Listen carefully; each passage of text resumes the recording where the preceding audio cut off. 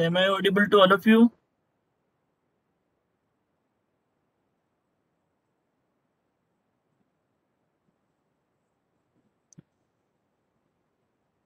Just write in the chat box.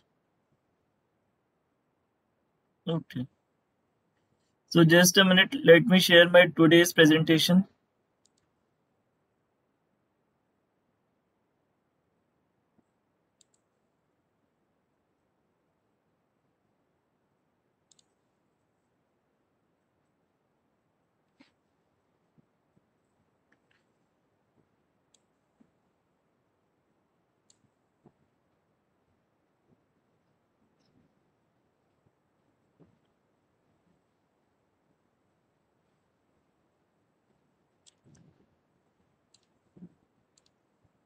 So in the last class, we started the topic minimization of DFA. So this topic is very important as many a times in your RTO exam, a question of 8 marks and sometimes 15 marks has been asked from this topic. This topic is also very important from the competitive exams point of view because many a times in your gate exams a question has been asked from the minimization of DFA. So we already started this topic in our last class. So uh, let us refresh this algorithm which is related to the minimization of DFA. So as you can see here on the screen, uh, in the case of minimization of DFA, firstly we have a DFA. So a DFA has been represented here with its 5 tuples. As we already discussed, the DFA and NFA, all the finite automata are consist of 5 tuples. So uh, the original DFA consists of 5 tuples and which recognizes a language L. Now we need to find the minimized DFA with here we represent the minimized DFA with D dash. So its tuples are somewhat changed with the original DFA. So the tuples which are going to be changed in the minimized DFA are the Q dash. Obviously, the Q dash is having minimum states than the original states of the original DFA. Then the input symbols, then the initial state, these are same. Then the transition function is obviously different, and then the final state.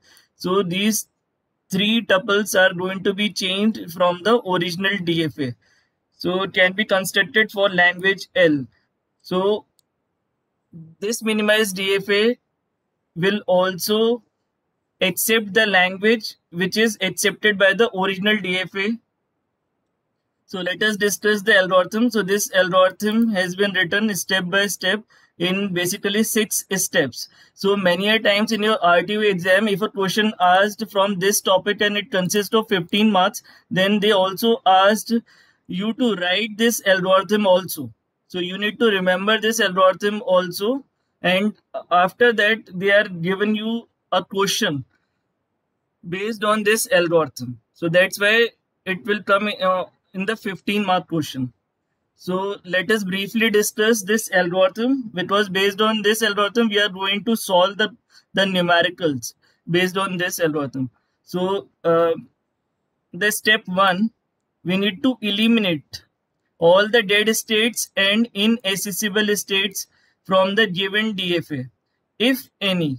Here it is written that if the original DFA consists of the dead states or it consists of the inaccessible state, only then we need to eliminate the dead states and the inaccessible states.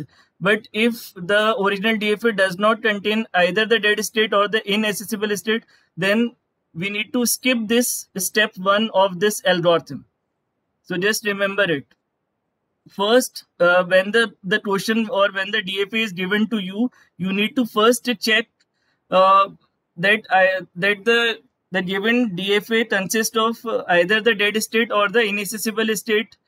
If it consists of these states, then you need to eliminate it first before going to the step 2.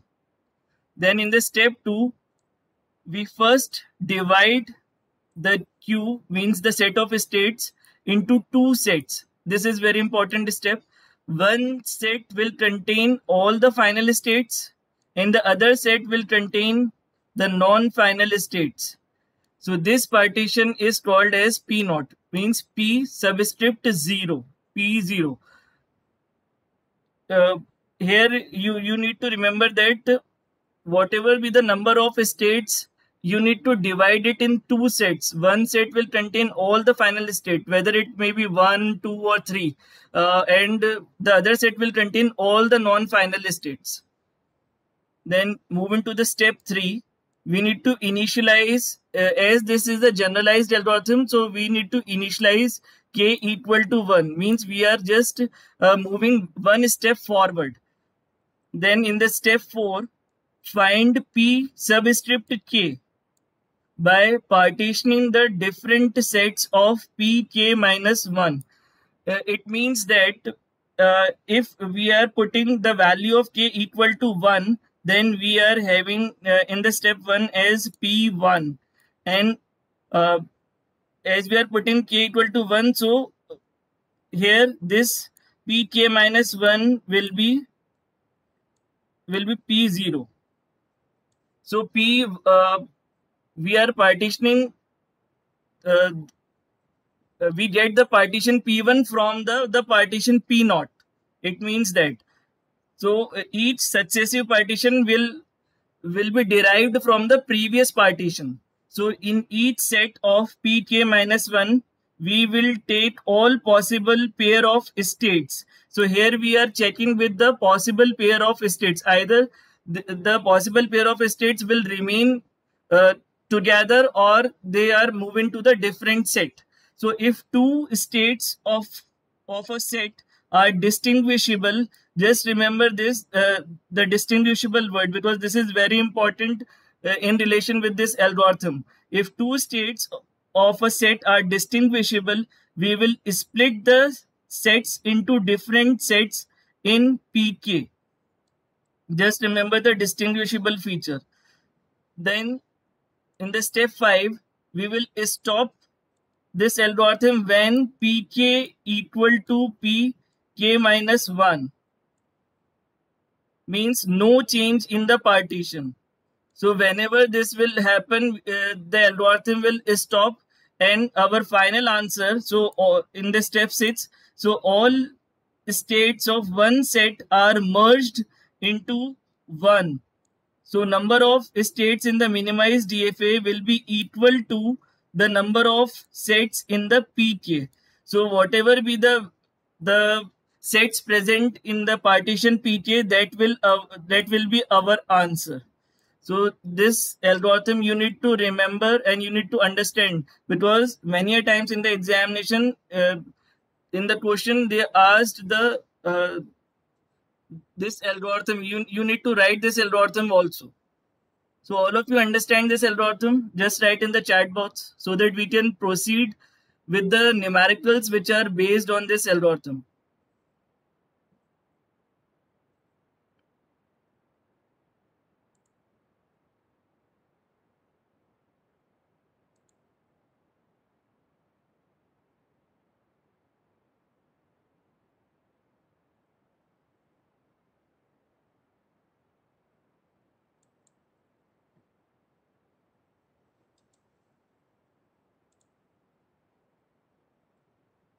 Akshay, Akshita, Anjali, Prachi.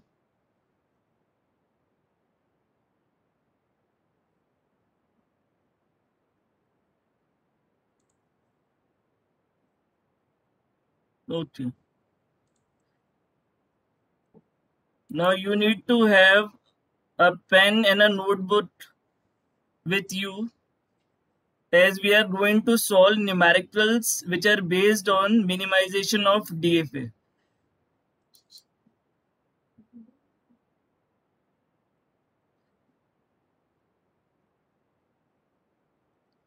So this is The question number 1 we already discussed in our last class, and its video lecture is already available with in our college YouTube channel. So you can refer the uh, how we can solve the question number 1 with that video lecture. So here a point I am going to discuss once again is that, as you can see here, a DFA has been given to you and you need to minimize this DFA. So in this original DFA, as you can see here, there are 6 states from Q0 to Q5. There are 6 states, and here, as you can see here, Q3 and Q5 are the final states, whereas Q0, Q1, Q2 and Q4 are the non-final states. So according to our algorithm, we need to first check either whether this DFA consists of any dead state or any inaccessible state or not. So as you can see in this diagram, in this DFA, in order to check the inaccessible state, we need to move from the initial state. So here Q0 is the initial state. So we move from Q0. So Q0, we can move from Q0. We can easily move to Q1 with this 0 input. From Q0 to Q1, we can move to Q3 from Q0 with this 1 input, as you can see here. So Q1 and Q3 can be reachable from the initial state. From the Q0 with 1 input, we move to the Q3, and from Q3 we can move to Q5 with either 0 input or 1 input. So from Q0 we can move to Q5 also.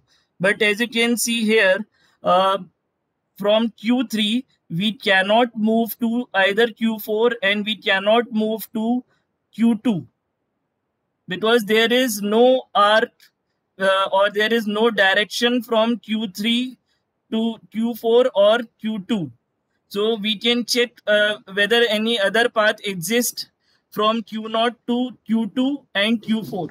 So there is other path from Q0 to Q1. This we need to check whether from Q1 we can move to Q2 or Q4, but here in the Q1 only incoming edge is there and no outgoing edge from Q1 to Q2. So it means that from Q0, from the initial state, we cannot move to either Q2 or Q4. So that means these are the Q2 and Q4 are the inaccessible states, and we need to first eliminate these states before solving this question.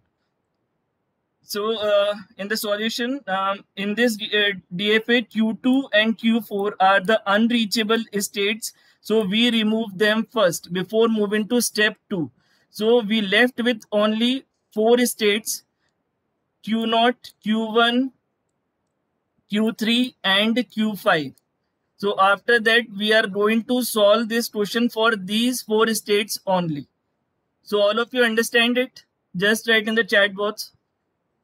Before solving the question, we need to check whether this DFA consists of any dead state or unreachable state or not. Okay.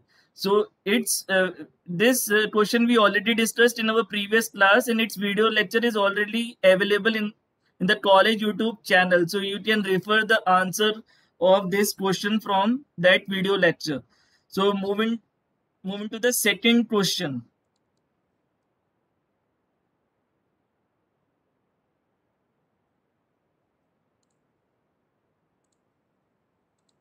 Now our DFA is given to you. So here you can write C. It is C and it is D. Here it is right D. So you can draw this question, this DFA on your copy. And here, as you can see here, this DFA consists of 6 states. So first, according to the algorithm, you need to check whether this DFA consists of any dead state or any unreachable state or not. So you can check it with every state. So as A is the initial state, So you can check from A, you can reach to all the states or not. So basically, an unreachable state is that state uh, we can start with the initial state, and we cannot reach that state from the initial state. So those states are termed as the unreachable state. And we already discussed the dead state. So dead states are those states after reaching those state we cannot move backward to any state. So as you can see here, we check every state whether it contains any dead state or unreachable state or not. So we check it with the initial state. So as you can see here, we can move with from A to B. We can move it through to C. From C we can move it to E state. From B we can move to D state. From D we can move to F state. So this DFA does not contain any unreachable state. We can also check whether this state also contain any uh, dead state or not dead state. So as you can see here, we cannot get any dead state in this DFA. So after checking this, we can for better understanding, we convert this DFA, the transition diagram of this DFA into the transition table for better understanding.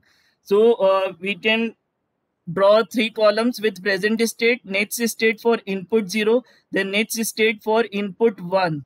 So when we are at the present state A, on getting input 0, we move to the state B, and on getting input 1, we move to the state C. So on this completes our state A transitions. Then moving on to the state B transition. So we are at present state B. On getting input 0, we move to state A, and on getting input 1 on B, we move to state D. So you can easily figure out or easily place the entries from the transition diagram to the transition table. So just write these entries in your copy.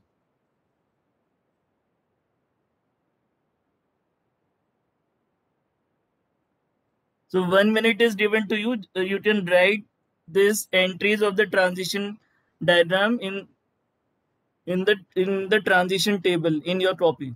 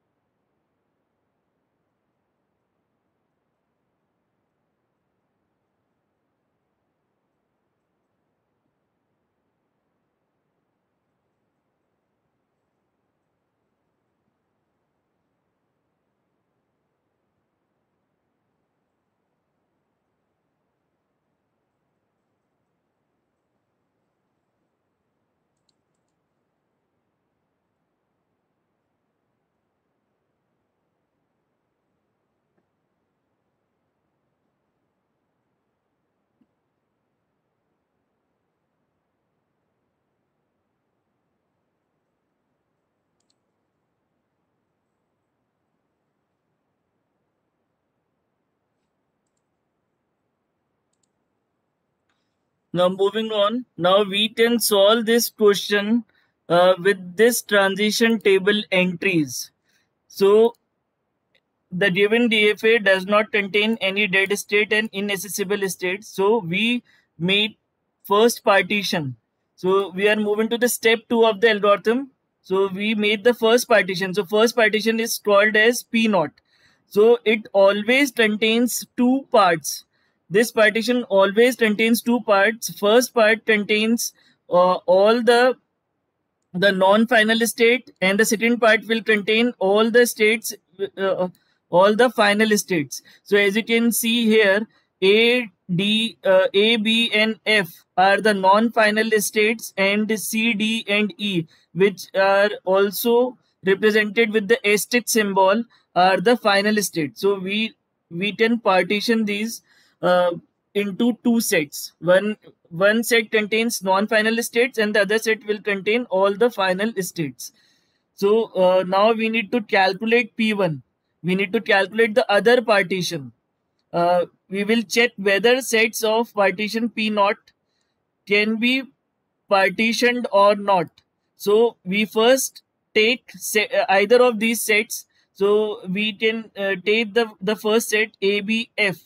So we can fill the entries uh, by taking the help of the transition table.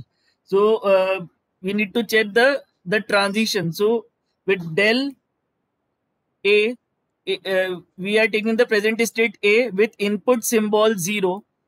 From the transition table, we are reaching to B, and with present state A having the input symbol 1, we are getting the state C. So we need to fill this with entries for every state of this set. So in this set, we are having 3 states A, B, and F. So in the same way, we are filling the entries of the B set with for input 0 and for input 1. So as you can see here, on getting the output values uh, from for input 0 from A and B, we are getting this B and A. So B and A is already in the same set.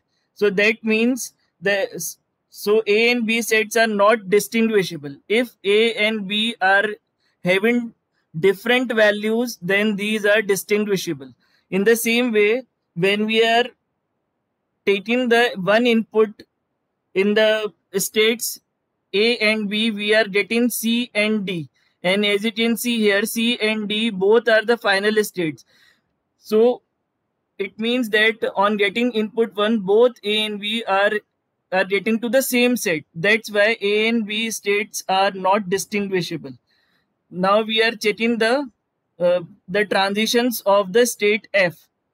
So we are on state F, and on getting input 0, we are getting F, and on getting input 1 on state F, we get the output as state F.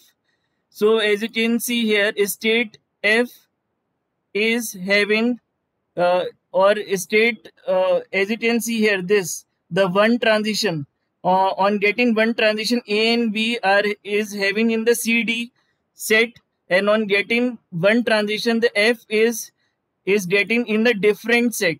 So it means that we need to partition F from AB, because on getting input 1, F is in the different set from the AB set.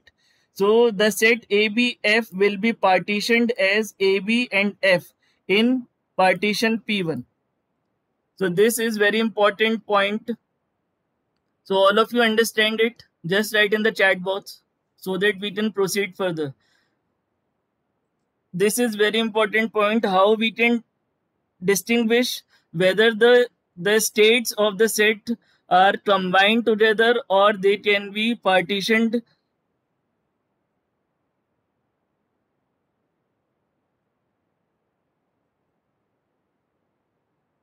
If anybody having any problem, then they can ask.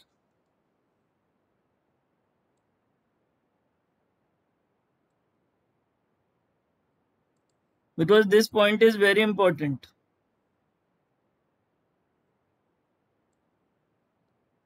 How we need to distinguish whether these states belong to the same set or they belong to the different partition.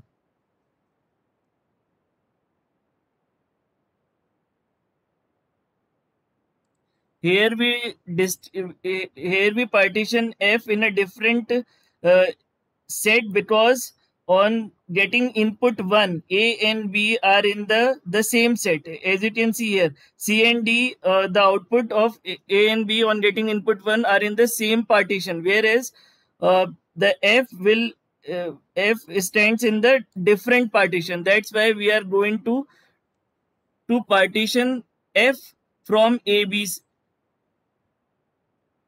So that's why our partition ABF will be partitioned into AB and F separately in partition P1.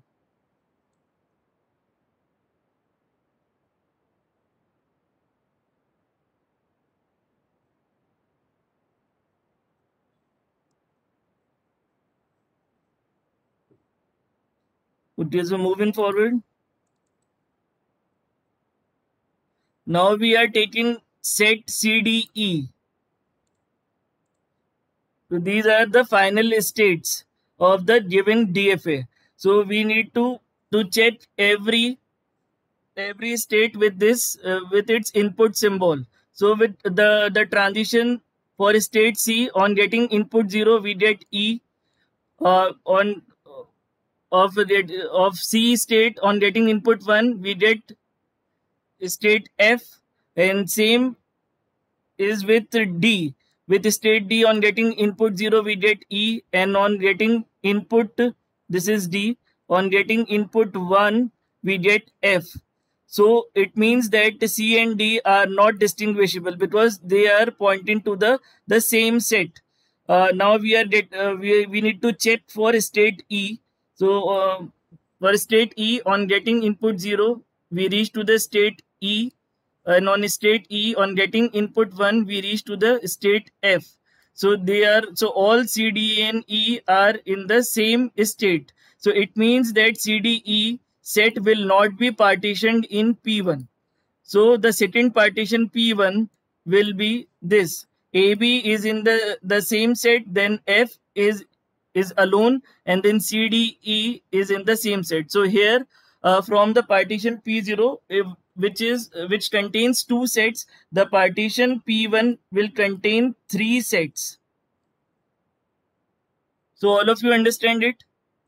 How this partition P1 will contain 3 sets? Just write in the chat box.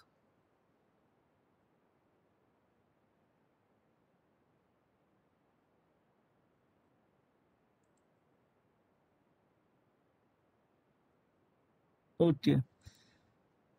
So now we need to move forward to calculate P2.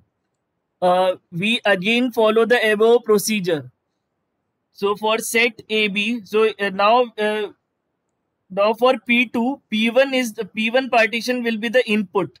So for set AB, we need to check for state A, for input 0 we get B, for state A for input 1 we get C, and similarly for state B for input 0 we get A, and for state B for input 1 we get D. So they are in the same set. So that's why AB states are not distinguishable, because all the outputs are in the same set. When we check that on getting 0 input on A and B, we get AB, which is in the same set.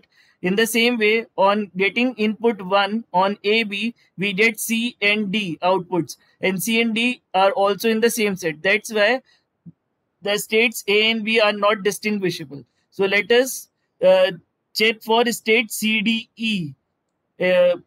So on state C, on getting input 0 we get E. On state C, on getting input 1 we get F. And in the similar way, for state D, here you can consider it D. For state D and for state E also, we get the same states. So that's why the states CDE are not distinguishable in the partition P2. So that means they are not distinguishable, and they are stand in a combined way. So moving on. So let us check for state F, which is also the part of the P1 partition. So on state F, on input 0 we get F. On state F, on input 1 we get state F. So it means that on getting the state F, on getting input 1 and 0 we can reach to the state F. So set will not be partitioned in P2. So that's why our third partition P2 will consist of 3 sets, and it consists of the first set consists of AB, the second set consists of F, and the third set consists of CDE. So P2 is equal to P1. So as our algorithm said that whenever Pk in a general form, whenever Pk equal to Pk minus 1, Pk minus 1, then our algorithm ends, and the number of states in our minimized DFA is the number of states in the Pk. So here P2 you consider as here k equal to 2. So we have P2 is equal to P1.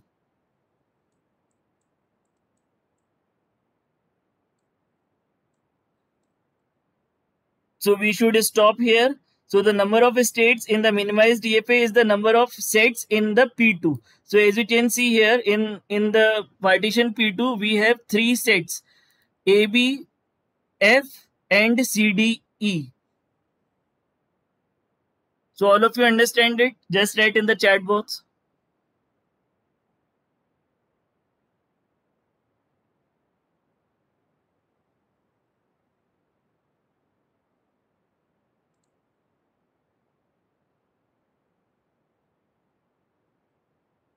Okay. So moving on. So now we need to write this in the transition table. So as you can see here, we have 3 sets. So one set consists of AB, other set consists of CDE, which is also the final state, and the other set consists of F. So on getting input 0 on the set AB, we move to AB. On getting input 1 on AB, we move to CDE state. In the similar way, on CDE state, on getting input 0, we move to CDE, and on getting input 1, we move to state F. So we can write this, we can club this, right? A, comma B. Then this will contain C, D, E, as all CDE are the final states. And here we write it F. So on getting input 0 on AB, we move to or we stand here in the AB. On getting input 1 on AB, we move to CDE. Now the transitions of state AB completed. Now we move to CDE state. So on getting input 0 on CDE, we stand at CDE. On getting input 1 on CDE, we move to F. And on F, on getting either input 0 or either input 1, we stand at F.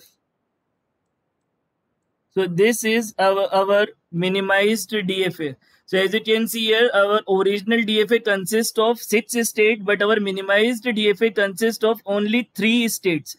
So it functions the same as the original DFA, and it basically reduces the cost because only 3 states we are going to make in the minimized DFA. That's why this minimization of DFA is very important. So that's it for today's class. So thank you for attending today's class.